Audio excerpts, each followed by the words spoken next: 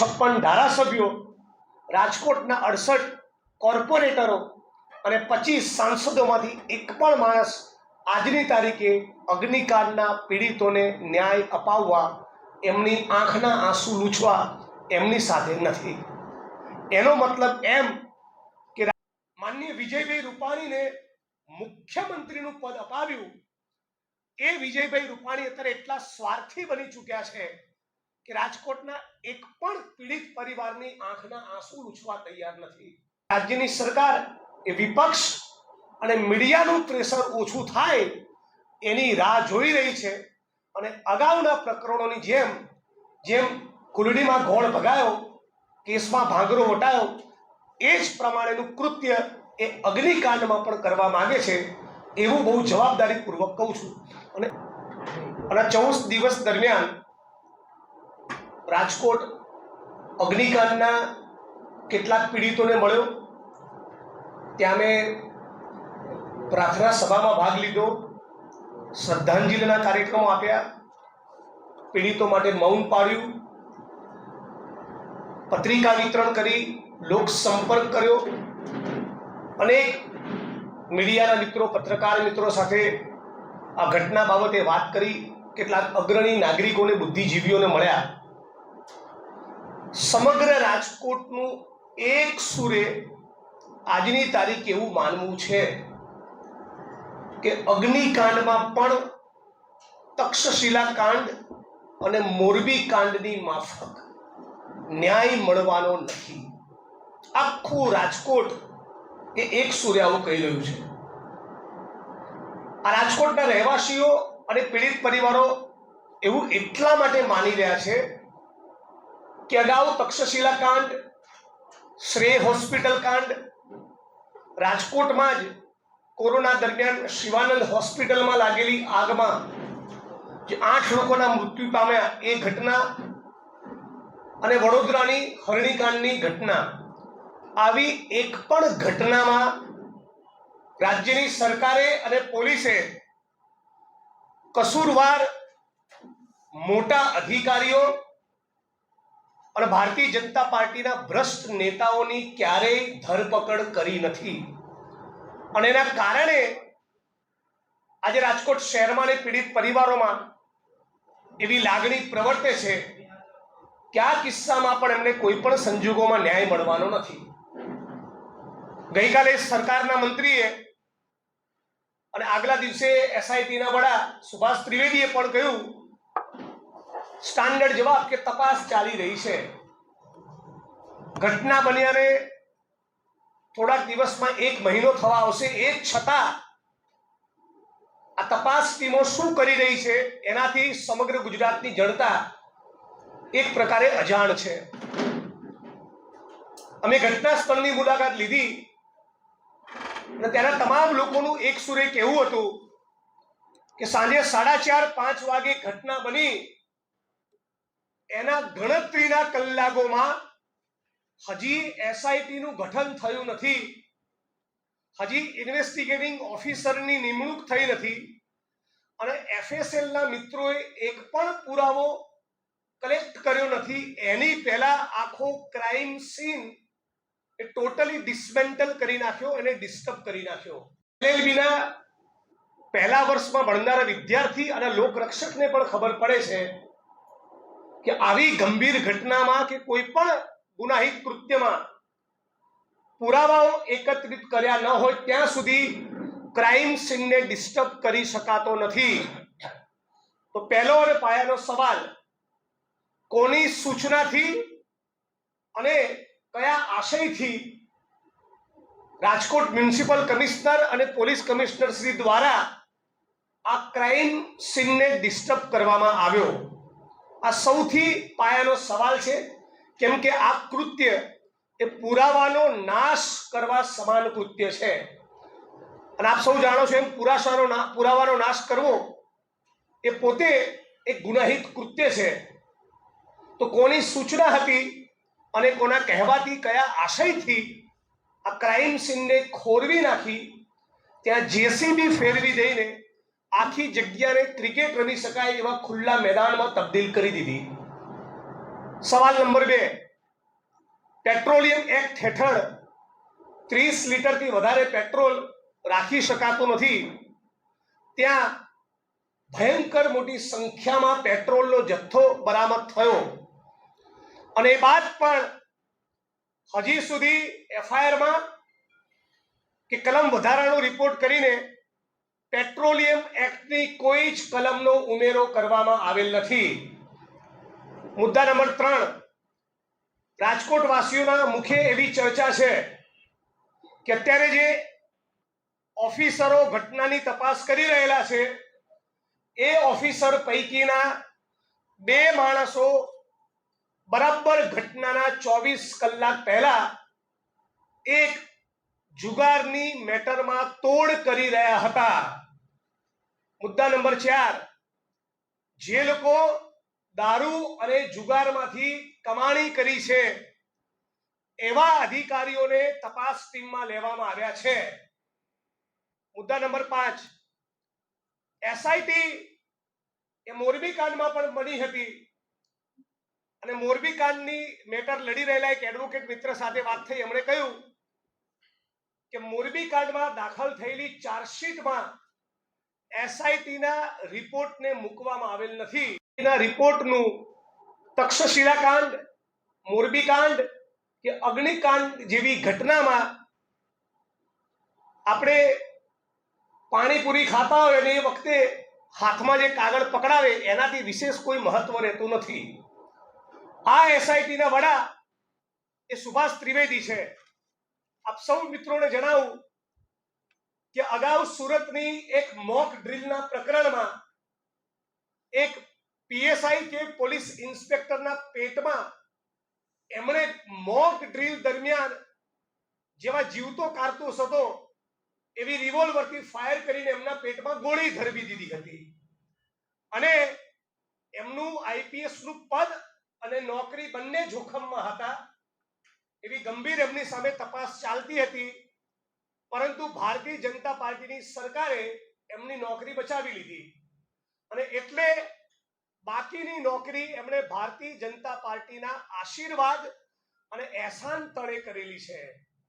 અને જે અધિકારી એ ભારતીય જનતા પાર્ટીના એહસાન તળે નોકરી કરી હોય એ જ અધિકારી ભારતીય જનતા પાર્ટીના ચહીતા અધિકારીઓ અને નેતાઓની સામે કોઈ સજળબમ તપાસ કરે એવું માનવાને કોઈ કારણ નથી.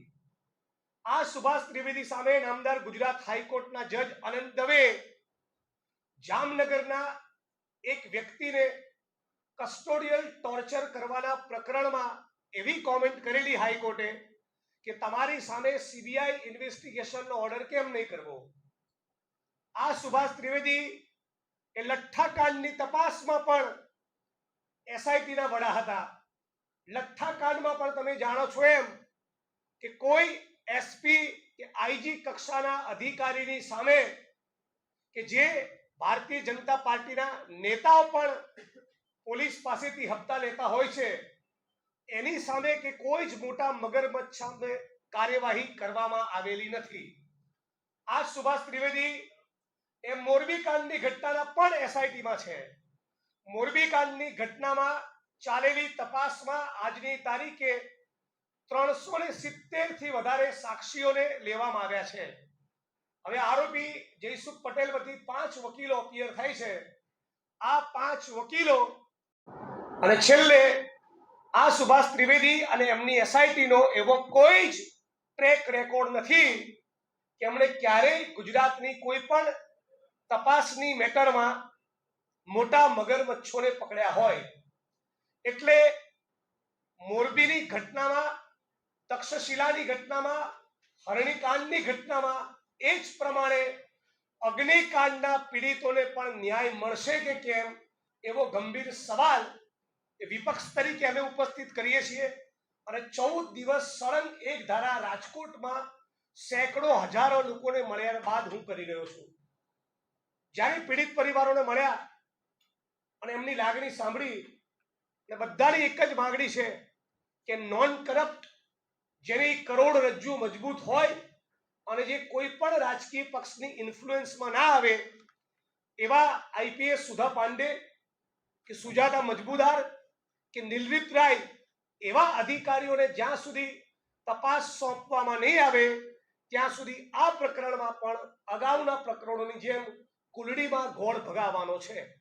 આવું ન થાય એટલા માટે અમે લોકોએ રાજકોટમાં, હું અને મારા સાથી પાલ આંબલિયા, લાલજીભાઈ દેસાઈ અને સમગ્ર રાજકોટ શહેર કોંગ્રેસ સમિતિએ 3 દિવસના રાજકોટ ત્રિકોણબાગ ખાતે ઉપવાસ ધરણા પણ કર્યા હતા કે કદાચ રાજ્ય સરકારની સંવેદના જાગે અને પીડિત પરિવારોની માંગણી મુજબ આવા નોન કરપ્ટ અધિકારીઓને તપાસ ટીમમાં લે. પણ રાજ્યની સરકાર કોઈ પણ ચમરબંધીને છોડીશું નહીં આવા એક વાક્ય સિવાય કશું જ આ મુદ્દે બોલવા તૈયાર નથી. એટલે જેમનો કોઈ ટ્રેક રેકોર્ડ સારો નથી, જે કોમ્પ્રોમાઇઝડ છે, અગાઉની મેટરોમાં જેમની સામેના ગંભીર આરોપ થયેલા છે, એવા અધિકારીઓની તપાસ ટીમમાં લીધા છે.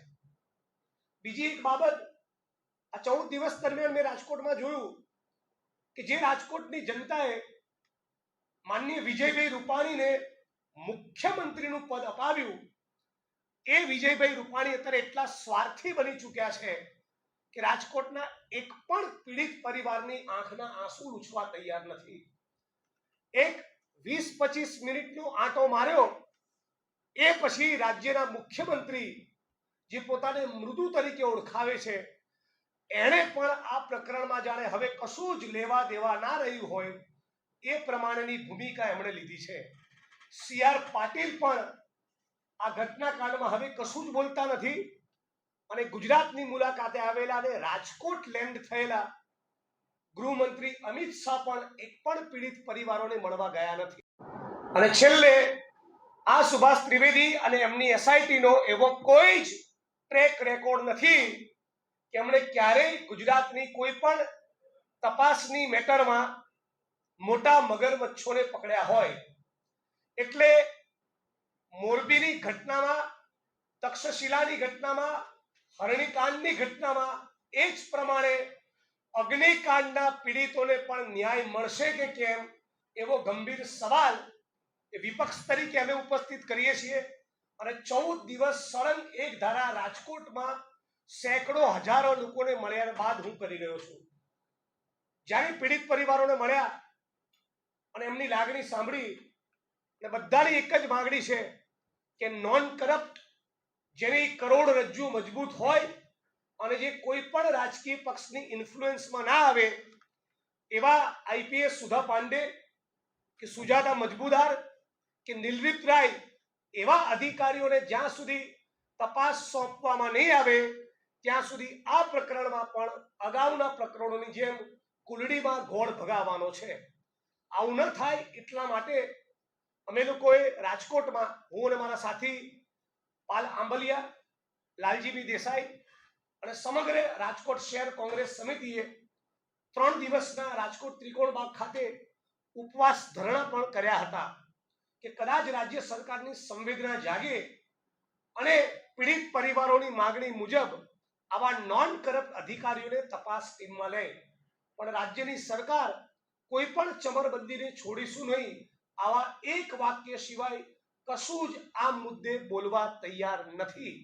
એટલે જેમનો કોઈ ટ્રેક રેકોર્ડ સારો નથી, જે કોમ્પ્રોમાઇઝડ છે, અગાઉની મેટરોમાં જેમની સામેના ગંભીર આરોપ થયેલા છે, એવા અધિકારીઓની તપાસ ટીમમાં લીધા છે. બીજી એક બાબત, આ 14 દિવસ દરમિયાન મેં રાજકોટમાં જોયું કે જે રાજકોટની જનતાએ માનનીય વિજયભાઈ રૂપાણીને મુખ્યમંત્રીનું પદ અપાવ્યું, એ વિજયભાઈ રૂપાણી અત્યારે એટલા સ્વાર્થી બની ચૂક્યા છે કે રાજકોટના એક પણ પીડિત પરિવારની આંખના આંસુ લૂછવા તૈયાર નથી.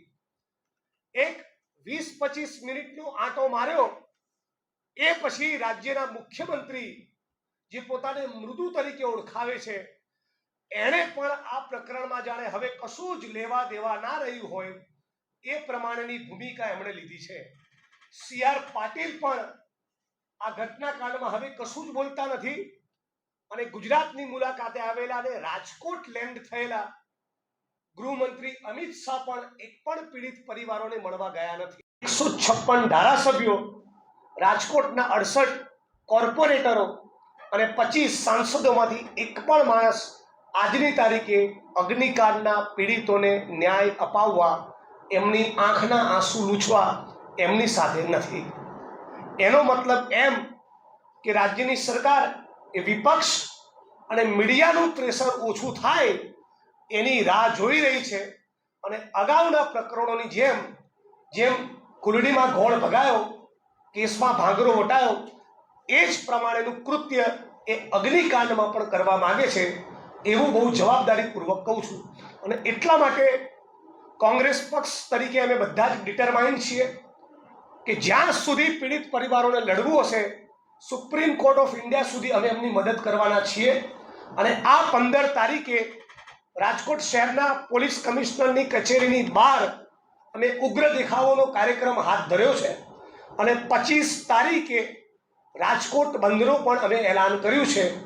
જો રાજ્યની સરકાર અને રાજ્યની પોલીસ અમારી અને પીડિત પરિવારોની માગણી મુજબ એક સચોટ તપાસ ટીમનું ગઠન નહીં કરે, પીડિતોને 4 લાખના બદલે 1 કરોડનું વળતર ચૂકવવાની જાહેરાત નહીં કરે અને 1 થી 1.5 વર્ષમાં ફાસ્ટ ટ્રેક કોર્ટમાં કેસની ટ્રાયલ પૂરી કરવાની બાંહેધરી નહીં આપે તો 25 તારીખે અમે રાજકોટ શહેરમાં બંધનું એલાન કર્યું છે. એ બંધના એલાનમાં આગળ વધીશું.